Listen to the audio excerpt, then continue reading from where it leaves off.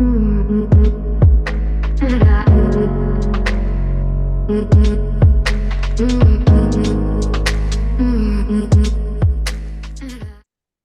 Laurie. Thank you for coming on the Mental Health Podcast. I appreciate you being here. Well, thank you for having me. Yeah, today we're going to discuss your book, You're Not Crazy, Living with Anxiety, Obsessions, and Fetishes. So I read your book, loved it. Thank you for giving it to me. I'm glad you enjoyed it. I'd like to start with your story because I think that when you're in the mental health business, when you're in the mental health industry, it is a business too, but more industry, right? When you have gone through things yourself, it's more relatable. So I've always felt like for me, if I was going to work with somebody on my mental health team, they needed to have a history of some sort too, because otherwise, how can you empathize with me? And so you have your own story. Would you like to share a little bit about it? Sure. And another interesting fact is when I started this book, I wasn't even going to talk about myself. I was just going to put the cases in and very factual about this is what you do, this is what I do. And then I thought, I should probably share some of my experience just so that people have an understanding. Oh, she's not just an expert telling me what to do, but she's actually experienced some of these things. So maybe she might know, or like you said, have a better understanding, have more empathy. And I think it is important. And I'm glad that I did share that. Of course, I could have gone into more detail, but I think I shared just enough to show that, what my childhood was like. And then, with the alcoholic parent, drug addict, and mom who left when I was 10, and then my son who passed away. But interestingly, I didn't think any of that wasn't that normal at the time. I pushed all of that aside. And especially the part about my mom, I think I really didn't deal with that until I was in graduate school. And that's when I dealt with the son, my son passing as well. I think we develop these coping strategies that will last for only so long. And then at some point they break down, and we're going to have to examine what it is that made us who we are today, and why aren't those coping mechanisms working anymore? What's happening in our life that all of a sudden they don't work? They worked for so long. So I think when we get older, we start to examine more, or the coping mechanisms we have affected our relationships or our job. And then we have to look at, where did this start? Where did this all come from? Yeah. And that's part of I understand that myself because that's part of my story, right? So because of my past, I was an overachiever. And I know a lot of people who are like type A personalities generally have a traumatic past, right? Because we want to overachieve and prove and cope. And that's how we do it, through external validation. And then at 34, when I had my son, my world, and I got postpartum depression, my world exploded. And all of the coping mechanisms that I had used before were no longer working. I literally felt like I was living in a mental hell. So do you mind sharing some of your stories? Because I feel like you were, amazingly relatable. Um, we talked a little bit about coming from an alcoholic mother, but I know you lost your son. Do you mind sharing a little bit about that and what it was like for you? Yes. So I don't mind sharing any of it. I think when I first wrote the book, I was surprised. My very first podcast that I did, I thought, oh, they're going to ask me about some of the strategies, or they're going to ask me something. And the first question that came out of the woman's mouth was, tell me about your son passing. Yeah. And I was just like, oh my gosh, I never thought somebody would pick that out of the book. But I'm more than happy to talk about any of it with anybody now, because I think that's what helps people. It's interesting too that if we go back to my mom, I believe my coping mechanism stopped working the first time I went to therapy, because I went to therapy because I could collect 100 hours towards my license for 10 hours of therapy.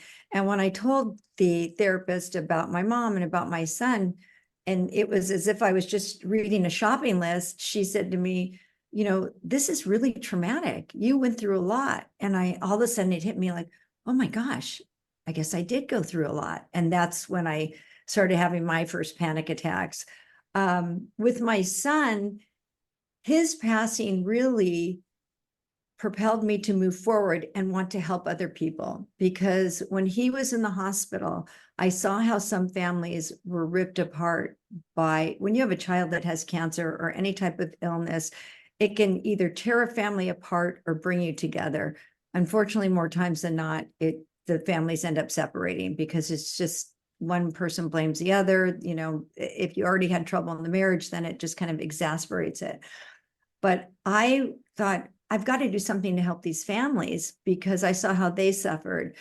So with that, I decided to go back to school, which for me was a huge decision because I wasn't diagnosed with ADHD until in my 50s, and I barely graduated high school. I had to move to a different state to live with my aunt so I wouldn't disappoint my father. Like you know, a high achiever in everything. At least I wanted to at least get the high school degree. So when I went back to school, I was really good in sports. They wanted me to run on the cross country team. And I took what I knew about training for a race and applied that to my school. And I ended up graduating valedictorian of the junior college, going to UCLA. And I look back at it now and I think there isn't anything that I would give to have my son back. But I think of all the lives that I've helped, all the families, just through the therapy, coming to my office through the Child Life program, which I think you read about, and I can explain a little bit about that. Yeah. It's a program at Children's Hospital. When he passed away, I thought I want to do something in his memory. And I'm a runner, and I said, let's have a fun run in his name, and all the money will go to buying the kids toys at Children's Hospital. And this will be our 38th year that we're doing it, 38 years of having this. And so we actually developed what's called the Child Life program, and that's a doctor-free zone for the kids. It has therapy in there, and the siblings can also participate in this program. So, I mean, as you know, there's nothing worse than having your child die, and you would do anything to get them back. But when I think about how his life has affected other people in such a positive way, and maybe the sacrifice of his life had some meaning behind it. I'd like to think so. Well, we'd like to think everything, like all of the trauma has some sort of meaning. Yes. Because I truly believe that if you don't have the trauma, you can't empathize with other people. You wouldn't be propelled to do what you do. Like a lot of people who are in a healing capacity lived traumatic lives, right? And if we didn't have those traumatic lives, we wouldn't go into wanting to help others.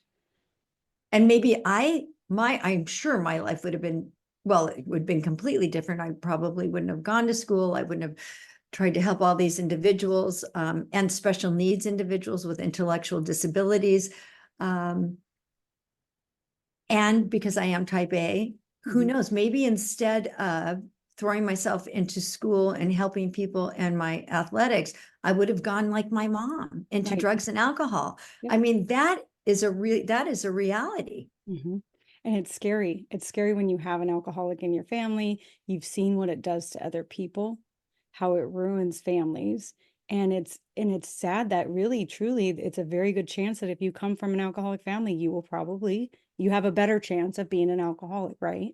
Yes. So that goes into your book and the addictions and the fetishes and all of these different things. And you have some amazing stories about people. I don't want to give away the entire book, but there's one, the fetish one, which I've talked to in season 1, I had a couple people who had various fetishes, and I tried to understand like where they're coming from without judgment, right? Because these are all coping mechanisms anyways, right? Somewhere and something happened somewhere that this is what triggered.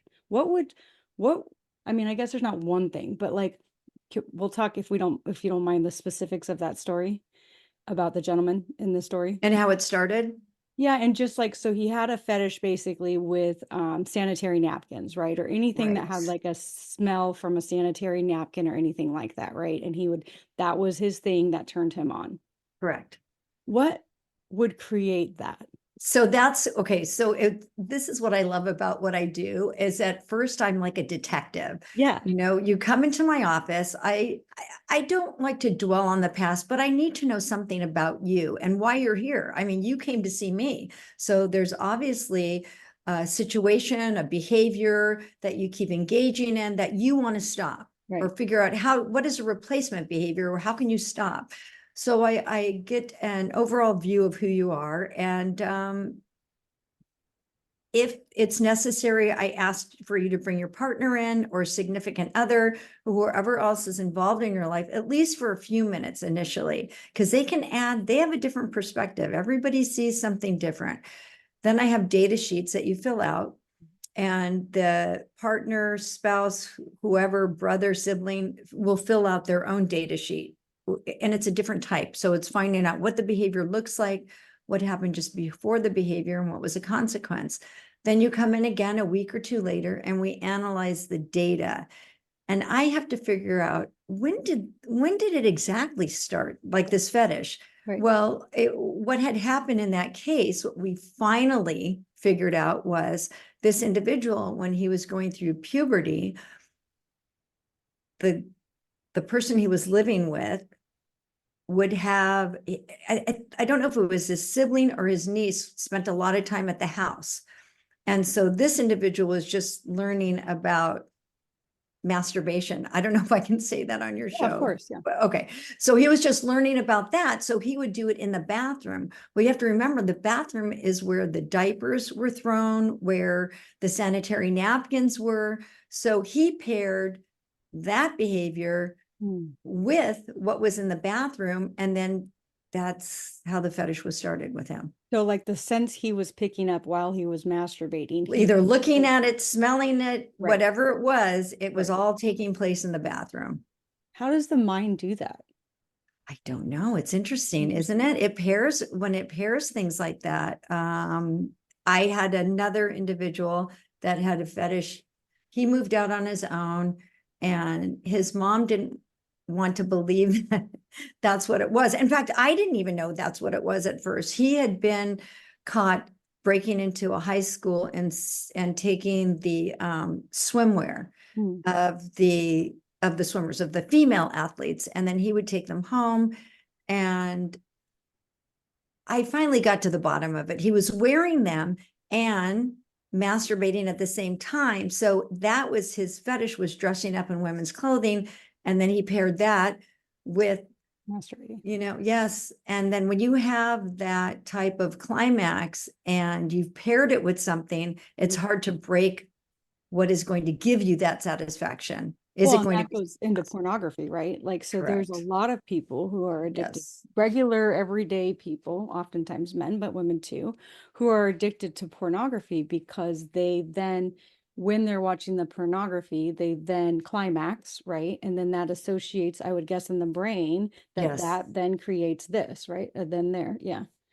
And then And there. it's another interesting thing is that many years ago, I was called in because an individual was using his parents' credit card to have escorts come to his house. Hmm. And I thought, how would he even know about this? I mean, and I kept asking the dad, and while the mom was there, is there anything that you can tell me that might have started this?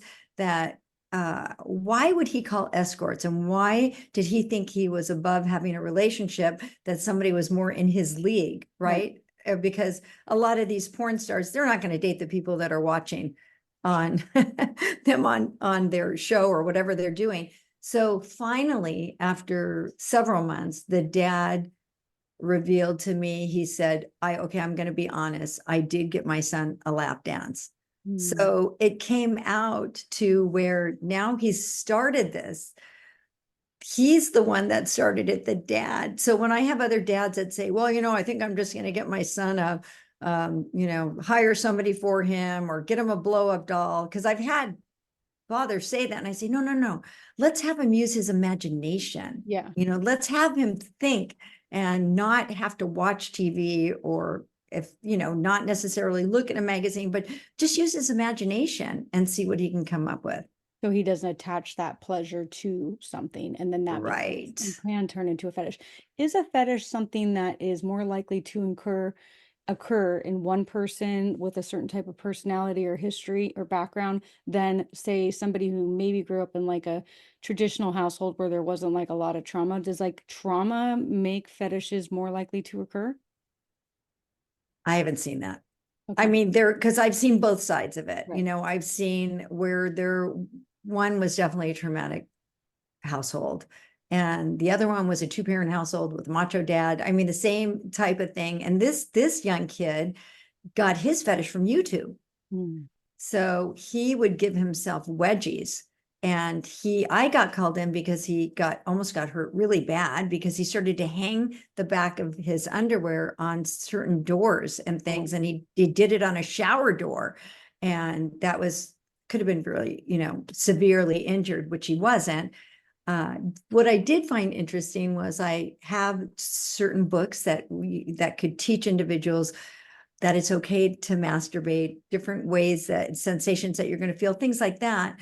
And I asked the dad if he would do it, and he said yes, but he never got around to it. And so what I did was, because I knew the kid would be embarrassed if me, being the one that read it. So what I did was I read that section to the mom as the kid was listening, but not next to us. And so he was able to figure it out.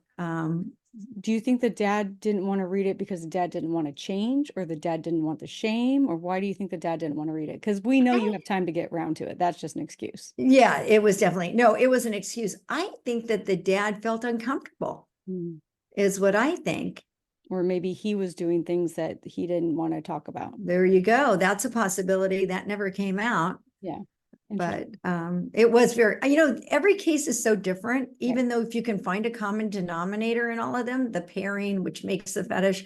And another interesting thing too is the individual that had the fetish with the dressing in women's clothes or having that type of bathing suit material on. Mhm.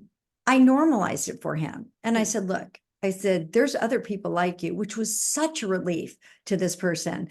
But you can't go around stealing women's clothes out of your apartment dryer, Right. right? And you can't go stealing clothes out of department stores, but you can buy a piece of women's clothing if you want, Yeah. wear it if you want. It's okay, Yeah. but you can't steal things, because a lot of times what happens is people are so ashamed of their fetish that they start engaging in deviant behavior, which leads to them to be arrested. Right. And that was where I was going to go next with it, is the shame, right? So we're talking about, again, the mental health of all of these different things in life. And so somebody who is in either an obsession, has anxiety, is doing a fetish, all of these people are carrying some sort of shame with them, right?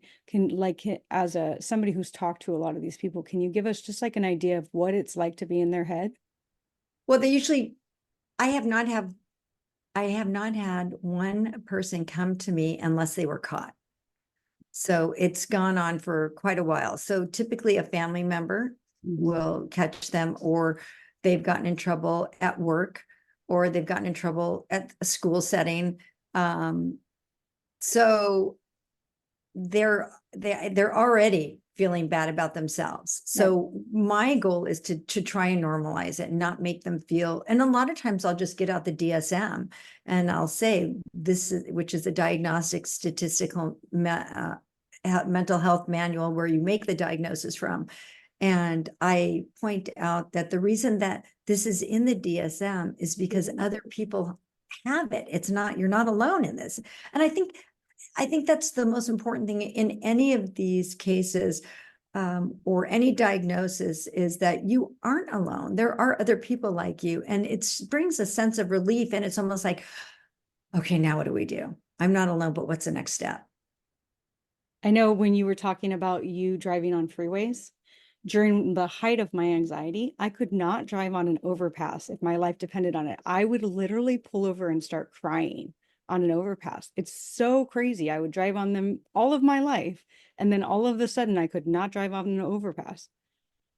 I know. And it's like, what is wrong with me? I should be able to do this. Why am I hyper? I couldn't, like I said in the book, I couldn't drive on the freeway and my heart was coming through my chest. I mean, I was clenching the wheel. It was just an awful feeling. And at that time, I had to drive to my client's home. I was a behavior interventionist. And so I would go into other people's homes and implement behavioral programs. And that's where I got the idea of the visual because I needed a visual to help me. I had a therapist who was very good at the time. She was very, straightforward with me, which I like because that's the type of person I am. But she would say, you need to take deep breaths, which is all good. You go into somebody's office for cognitive behavioral therapy, and typically they say, okay, so I want you to take a deep breath that this happens. But the problem is, if you don't practice before you reach that period where you become anxious, it's hard to do in the actual moment. So with my clients, it's like I say, it's like signing up for a 10K race. You don't sign up for a 10K and then not run until race day. Right. You wouldn't be able to finish it. So I have my clients practice when they're not in my office and give them the visual of the signal plan to stop whatever you're doing or thinking. Yellow means make a choice. When you get to a light, you have to make a choice to use a replacement behavior, whether that's deep breathing, positive self-talk. Green means go, start to use it. And that's what I did for myself. And so for those who haven't read your book yet, basically it's like a light signal, like when you're driving. So the red is stop, the yellow, and then the green. And one Right. of the things that you use is a like a squishy ball or something that's like that to help them with that behavior too, right? Is that used during the yellow? I would use it right away.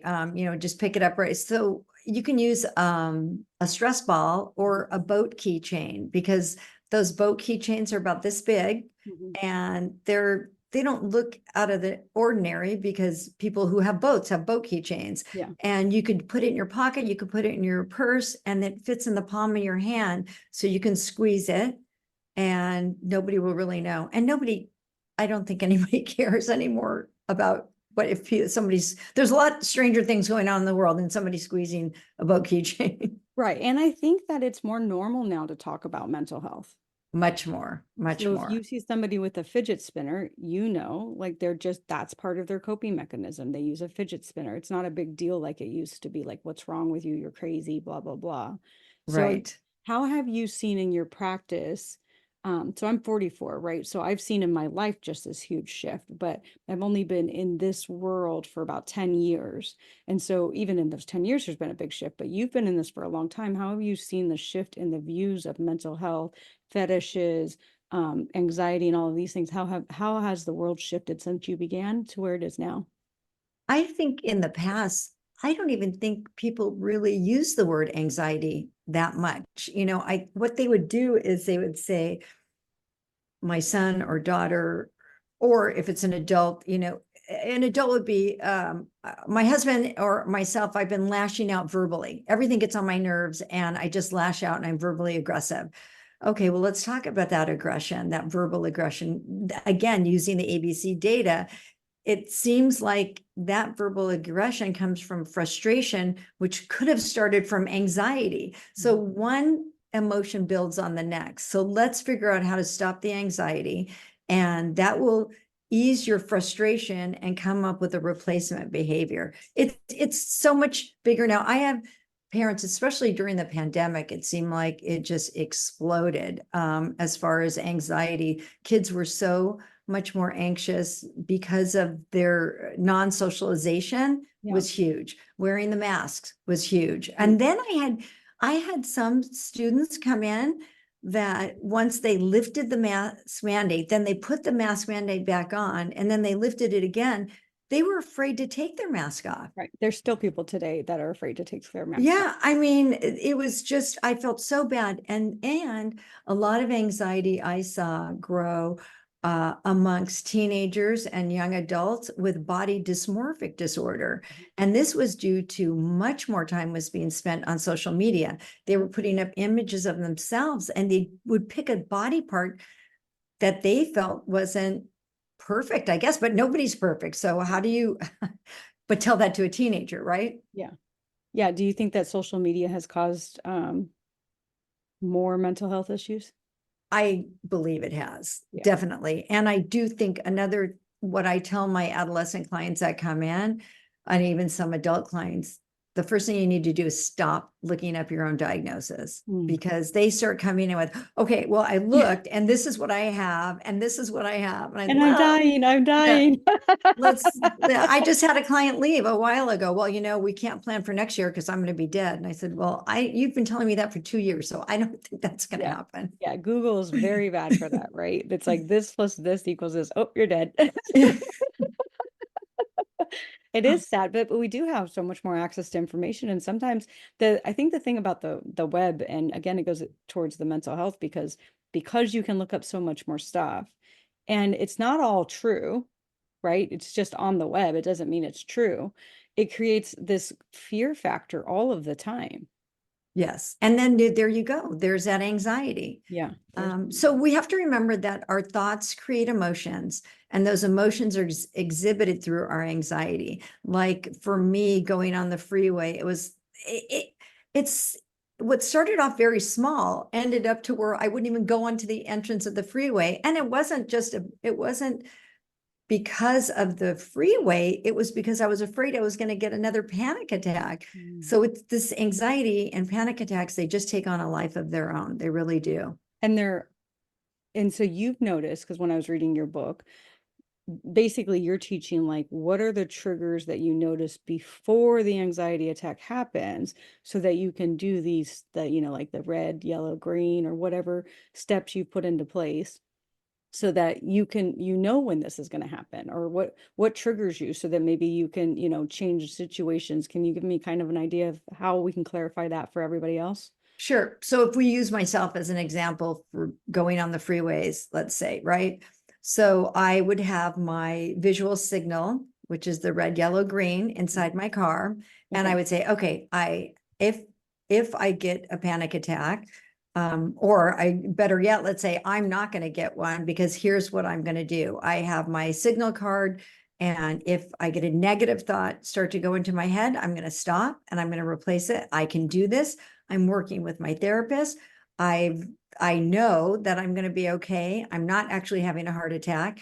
And I'm going to start deep breathing. I'll turn on the radio and sing a song. Mm-hmm. Maybe I'll sing a song on the radio. And I did that a lot. And back then, when I was going through this, we didn't have hands-free cell phones. We didn't even have cell phones. We had pagers Yes. back then. So I had to use the radio and sing along with the radio and just not distract myself from the road, but distract myself from my own thoughts, my negative thoughts, and learn to replace it. And once you have a positive experience, like once I was able to do it one time, how great is that? How empowering is that? I drove on the freeway. I was fine. Yeah. I didn't need, and all I'll do is turn on the radio and sing. And I have my signal card, so I'm going to be okay. Interesting. So I like to associate, and so this is kind of my area of study and what I read case studies on and things is basically what happened to you is what created your coping mechanisms, oftentimes your personality and things like that, right? So Mhm. in your practice, I noticed in your book it said basically we're replacing one behavior with another. How does that go hand in hand with the idea that, if you were young and you were not taught how to love, so your definition of love is to do things for people because that's the only way that you ever received anything was if you did things for people, right? Let's say that was kind of your role, was the caregiver or the one who does things for people. And so your entire life, your definition of love is I can only give love if I show my worth. So I'm only worthy by doing things for other people. And the only way that I'll receive love is by doing things for other people. How would you change that behavior? How would that change? Because that's like a life, right? Like your It whole is a life life. you've been doing that. So I think the first thing is to become aware of it. And that's the shock. That is the shock. So you have a good therapist who's pointing out, look, you don't have to do everything for everybody for them to love you back. And I do believe that at one time I was that person. And then I would get so disheartened if I didn't receive that back from that Right. person. I mean, it was just devastating. You know, how I would never treat that person that way. How could they have done it? Look how much I've done for this person. So I think first becoming aware of it is the main communication is key, right? And being honest with yourself and open with yourself and realizing that you don't have to give 100% of yourself to somebody else to have them love you. They need to love you for who you are. And to experience love with another person, you've got to love yourself. You've got to learn. And in my book, I think I also say that we can't always get to the root of every problem when it started, right? But there are things about our environment and our past that create who we are today. Yeah. And we have to be able to identify something around that, what caused it, and how do we relearn how to make things healthy. So what is a healthy relationship then? I've never had one, you know, I've never experienced it. Right. Well, there's so much material out there. And I really believe that communication and trust are the basics of any healthy relationship. You can't tiptoe around. Yeah. And in your book, you utilize family members and other people in the person's life to help with the discovery, right, of what was going on and all of those different things. You talk about that. But what about somebody who just has a crappy family who's not going to help them? How do they then, if they have a household of people who they can't even feel like they could approach them and say, hey, can you like write down the date and time that I did XYZ, like in that, you know, that workbook that you have, and they don't have any friends that really could help them. They just don't have a support system. So what happens with those people? And unfortunately, that does happen. So I try to make myself accessible if possible. And I tell the person, look, you might be the first person to change, and you can't change anybody else. You can only change yourself. Yeah. You can only change yourself. You can let other people know how their behavior makes you feel with I statements, right? Yeah. But you can, like, when you yell at me, I feel, or whatever it is that they're doing, but you can't, you know, you're always yelling at me, you're doing this.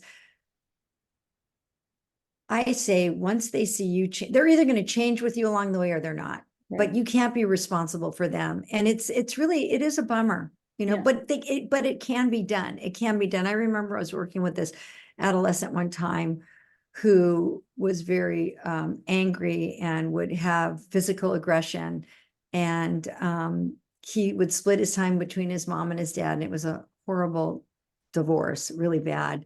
And the the adolescent boy would say to me, now can you help my father? Now can you help my father?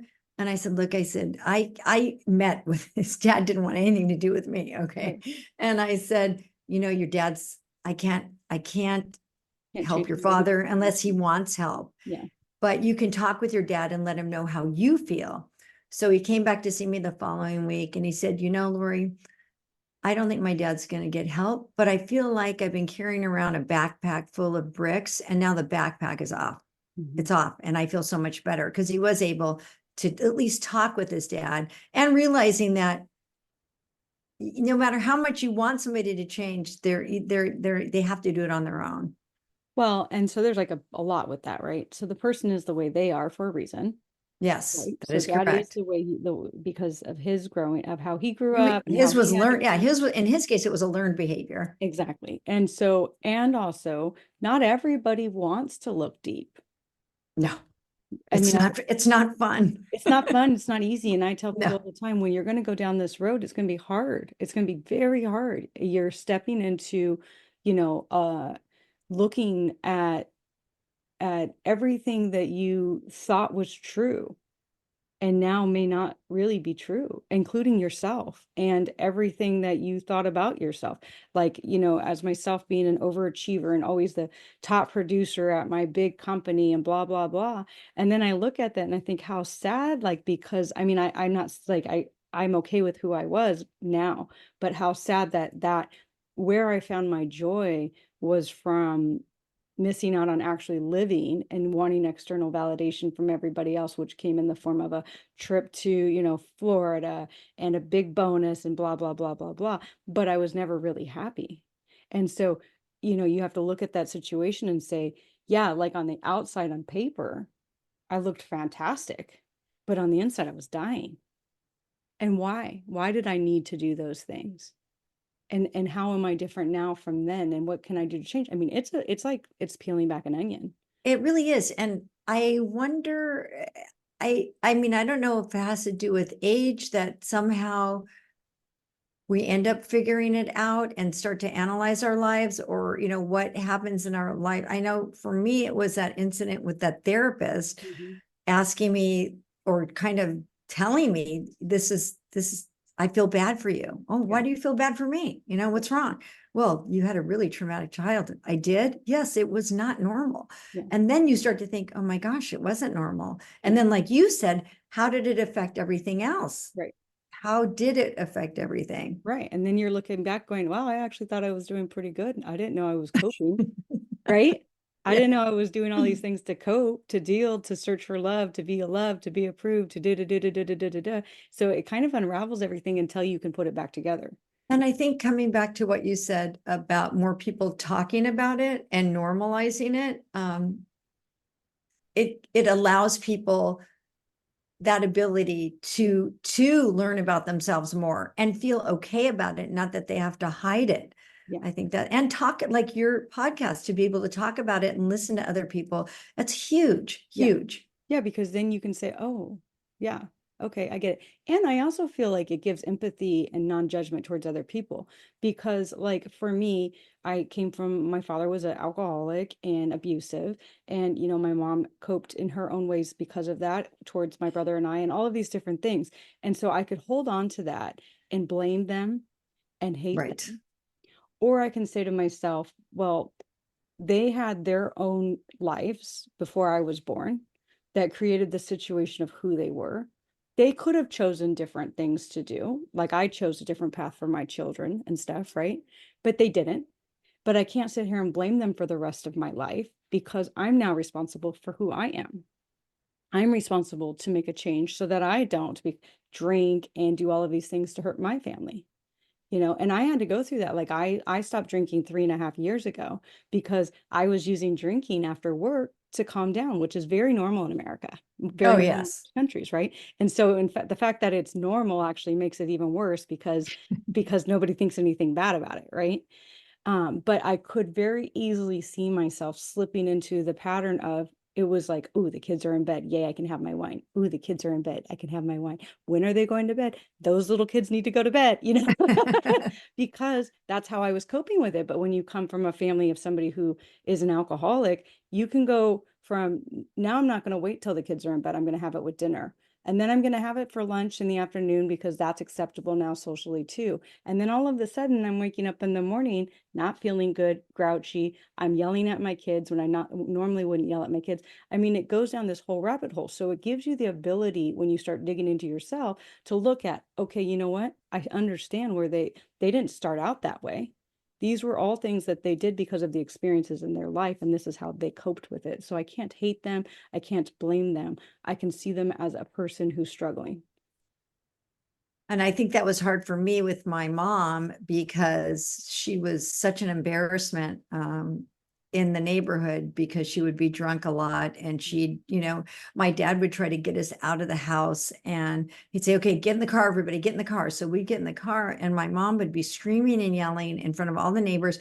And she would lay on the ground and wouldn't let my dad back up by the tires. She wouldn't even let us leave. She held us captive Yeah. in the house. And so many years later, when my mom got sick, and after her husband died, then all of a sudden she wanted to come back into our lives, which I already had 2 kids by that time.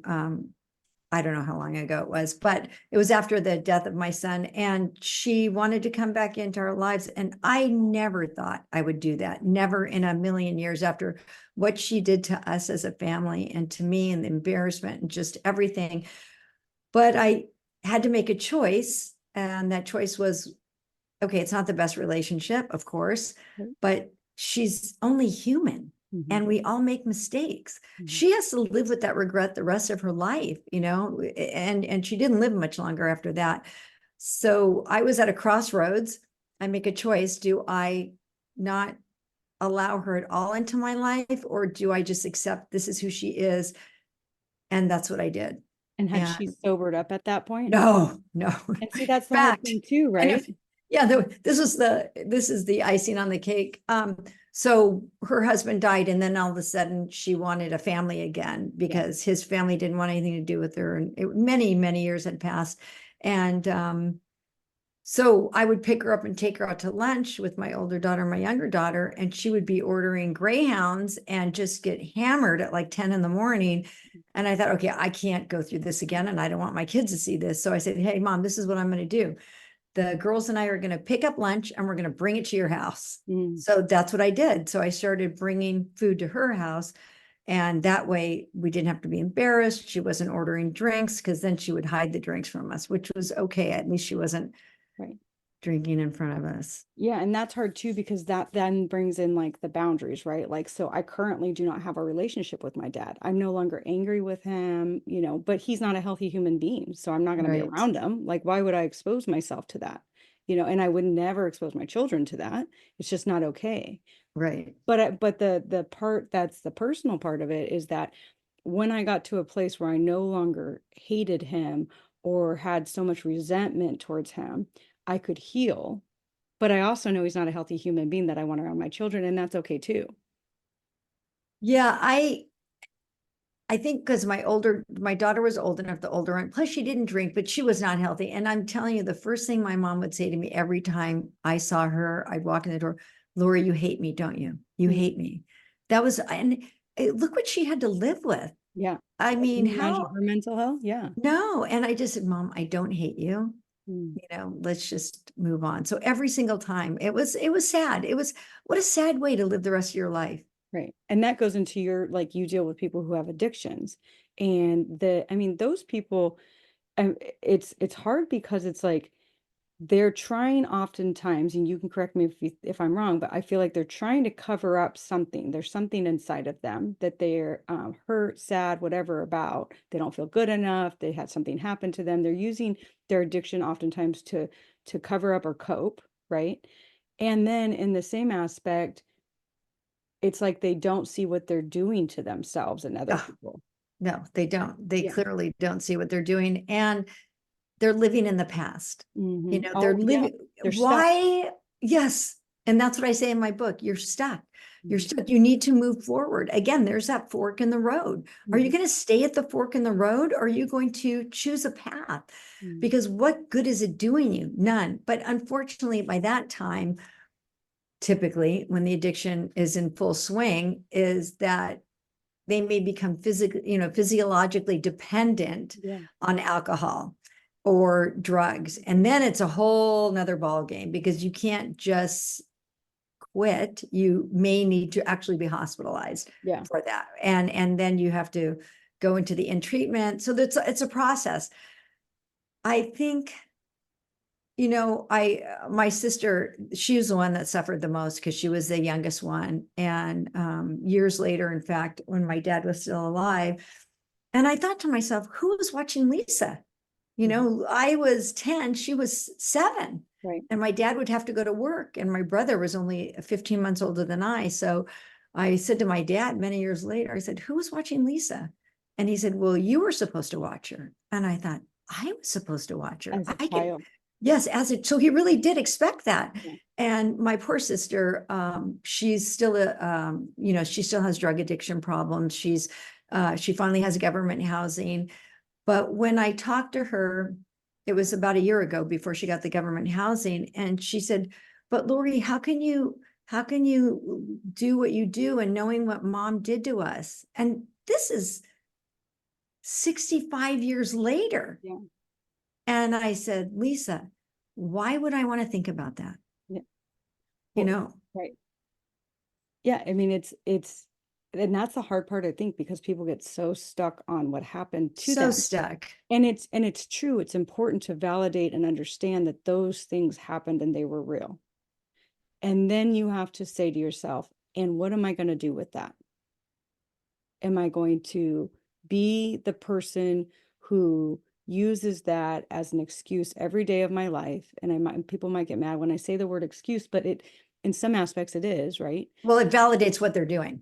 Right. And so we have choices. We Right. have choices. And that's the one power that we do have is we have choices. And I don't think people actually believe that. And that's what I try to get them to believe. You have a choice. You really do have a choice. The one thing though, I do want to say is that the longer you engage in a behavior, the harder it is to change. Yeah. So it doesn't mean that it's impossible, but it definitely is harder. It definitely is harder. And And that's why that's, you, oh, sorry.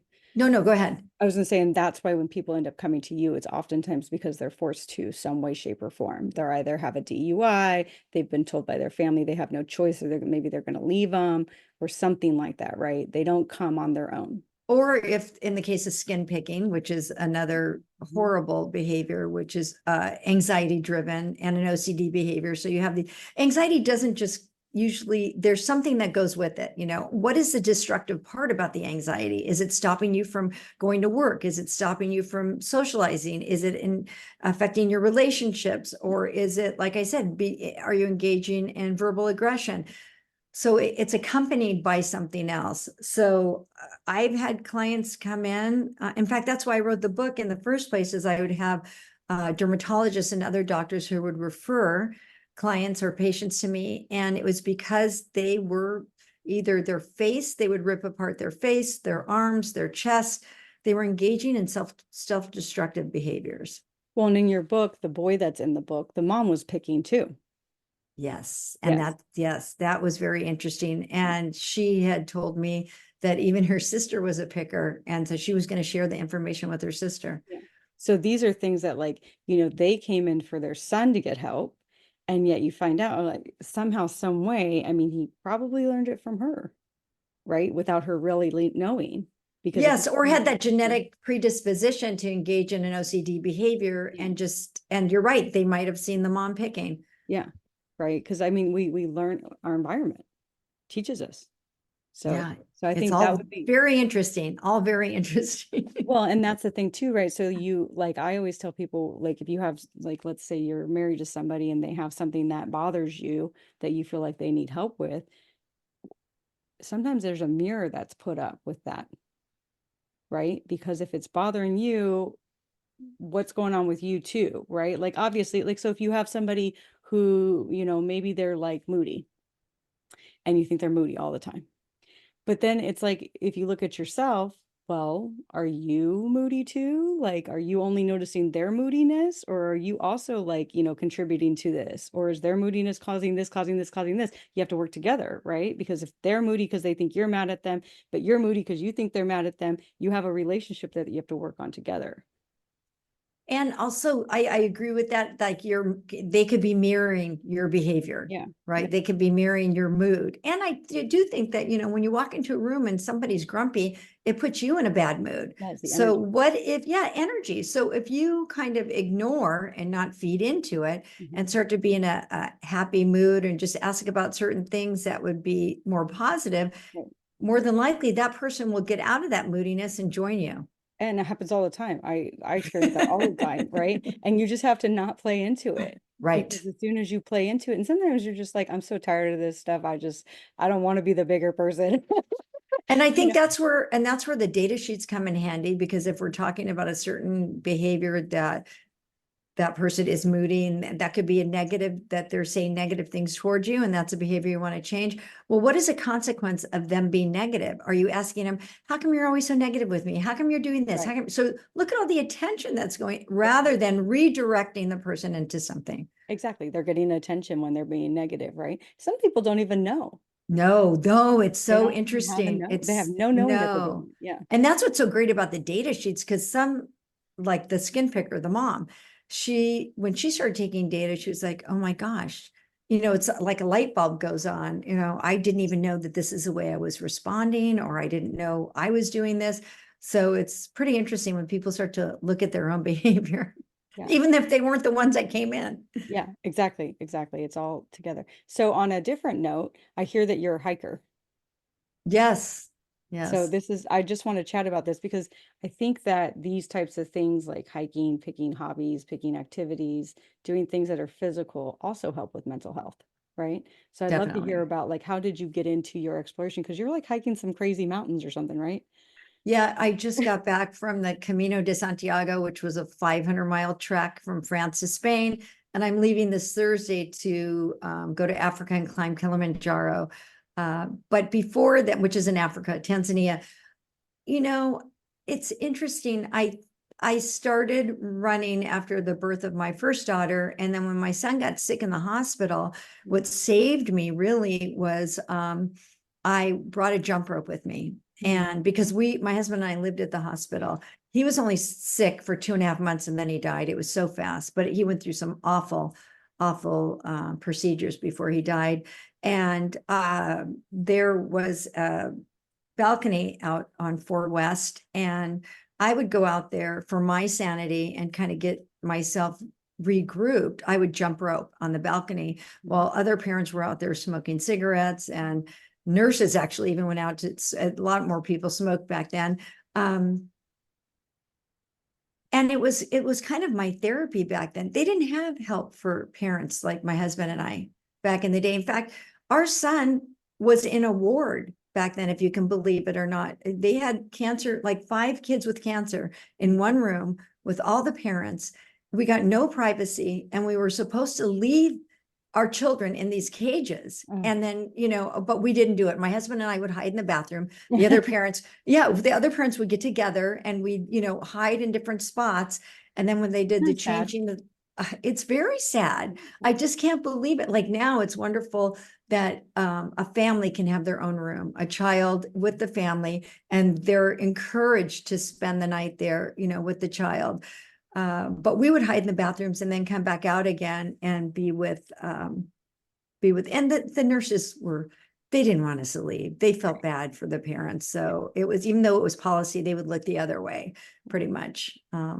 So even afterwards, after my son passed, I would continue running, and other people would take me on longer runs. And it was just a part of therapy for me, and I never gave it up. Then I got into the hiking, and I love trail running. So now I love hiking. I just love experiencing it all. Do you think it helps regulate you?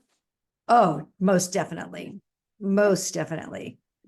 I feel like, so a lot of my studies, I've learned that, people rock themselves, they tap, they, like anything to like the body movement is it regulates the brain, it regulates the system, the nervous system, all of these different things. And exercise does that.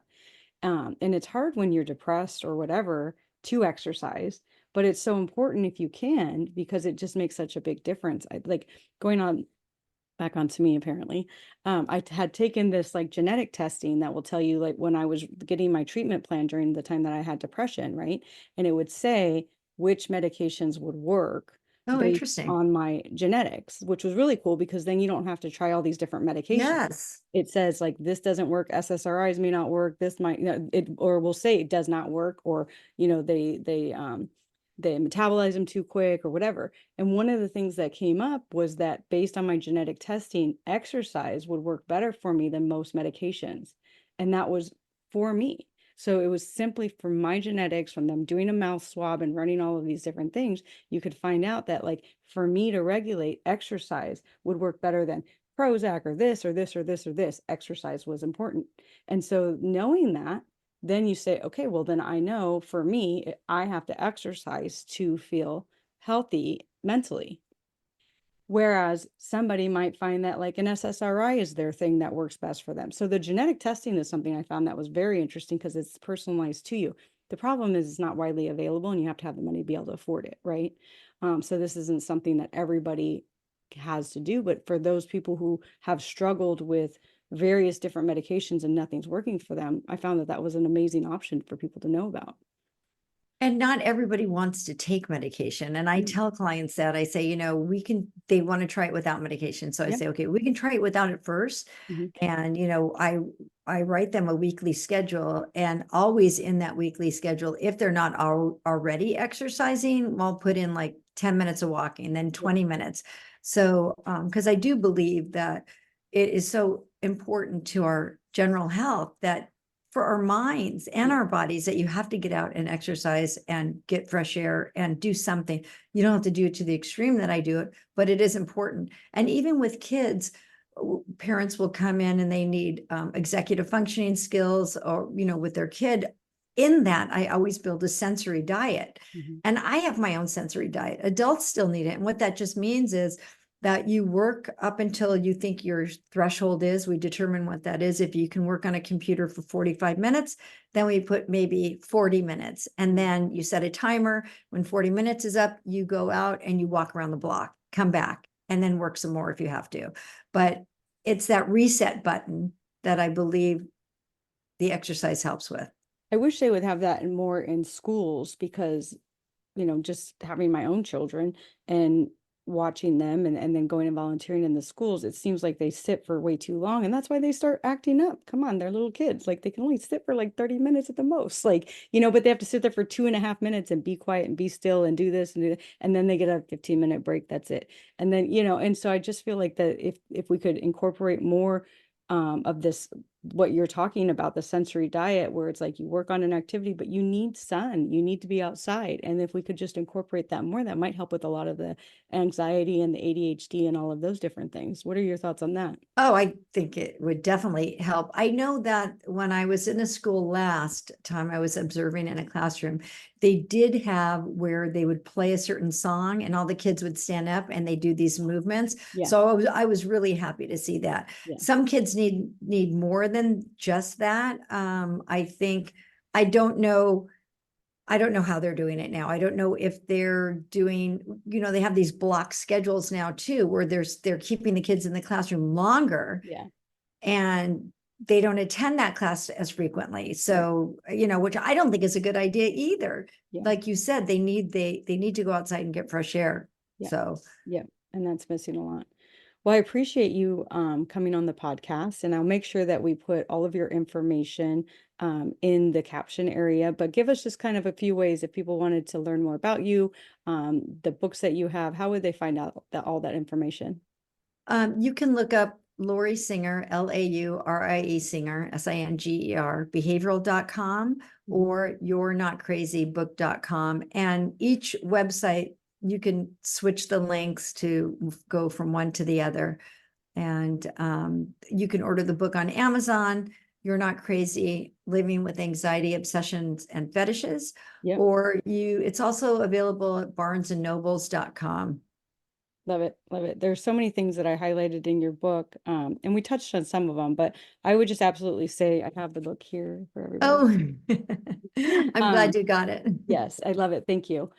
If you have an opportunity to read it, there is an actual workbook and an action plan. So for those that don't have access to therapy, maybe you don't have insurance that pays for therapy, or you don't have the financial access to therapy, at least there's a starting place in your book for people. Yes, and I have had other people contact me in different states within the United States and say that they've gotten it and they've used it. So I was happy to hear that because that's what it was made for. Yeah, and we appreciate that. And we appreciate you and hope that your hike goes very well. Well, thank you, Barbie. I'll take that. And you can hike on my behalf because I will not be doing that. But I'll do some yoga for you. Okay, I appreciate it. I need to do yoga. I just, I think it's my ADHD. It's hard for me to do yoga. Yeah. And, and I don't really want to go up a mountain. So there you go. But thank you. And I will make sure that everybody has your contact information. Thank you very much. I enjoyed it.